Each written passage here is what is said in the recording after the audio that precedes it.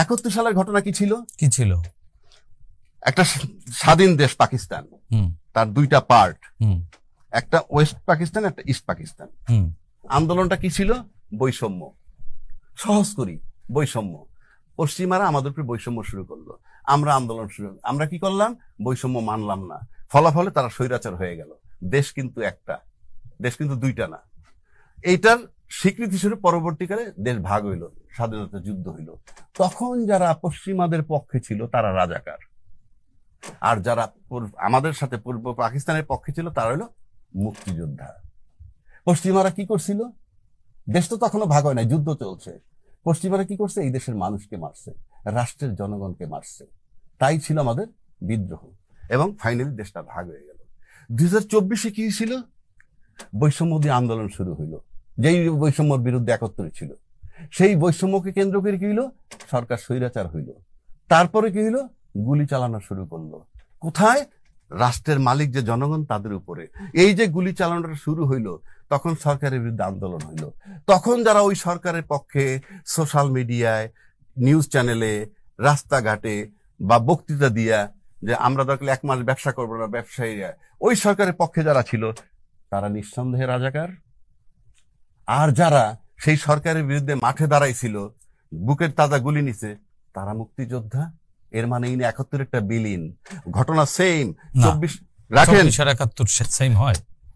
আমি কি একই তো জিনিস না, শেষ করতে 71-এ মানচিত্র, 24-এ মানচিত্র না, সেটা বলতেছে। 24-এ তো মানচিত্র যায় নাই, কিন্তু আপনি 71-এ মানচিত্র পাইছেন, ঠিক আছে? সেই মানচিত্রটা তৈরি হয়েছে কেন? ওই বৈষম্যকে কেন্দ্র করে।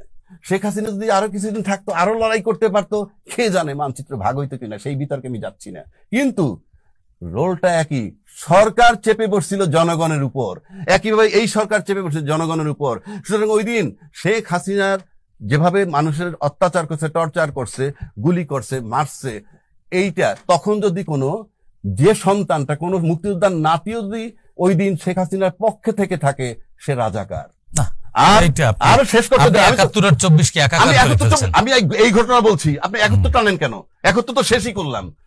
আর ওই দিন যারা শেখ হাসিনাকে বিরুদ্ধে লড়াই করতে গিয়া রাজাকারের নাতিও যদি গুলিবিদ্ধ হয়ে থাকে, তার রোলটা ছিল মুক্তিযোদ্ধার। 24-এর মুক্তিযোদ্ধা, 24-এর রাজাকার। 71-টা তো আছেই, 71-এর মুক্তিযোদ্ধা, 71-এর রাজাকার। আর এই 24-এ হইছে। 24-এ যারা শেখ হাসিনার এই কঠিন নির্যাতনের পক্ষে ছিল, তাদেরকে কি বলবেন আপনি? সে মুক্তিযোদ্ধার সন্তান হলে কি সে মুক্তিযোদ্ধা? আমরা দেখেছি মুক্তিযোদ্ধার নাতিরাও তাকে ফেভার করছে। সে যে স্বৈরাচার গুলি মারছে, তাকে ফেভার করছে। তাকে আপনি কি বলবেন? এখনো সে মুক্তিযোদ্ধার নাতি? Not that. না, মুক্তিযোদ্ধাকে মুক্তিযোদ্ধার জায়গায় রাখতে হবে। হাসিনার সাথে মুক্তিযুদ্ধের কোনো সম্পর্ক নেই। আমি বলতেছি আপনি 24-এর মুক্তিযোদ্ধা, 24-এর রাজাকার। 24-এ তো কোনো রাজাকারও হয়নি, কোনো মুক্তিযোদ্ধাও হয়নি। আবার বলেন হয় না, এটি তো কোনো মুক্তিযুদ্ধ না। রাজ্জাকি ভাই, আপনি রূপক কথাও বলছেন। না, রূপক কথা না, আপনি বলছেন সেম ঘটনা। না, 71 আর 24 সেম না। আমরা আরেকদিন আলোচনা করবো।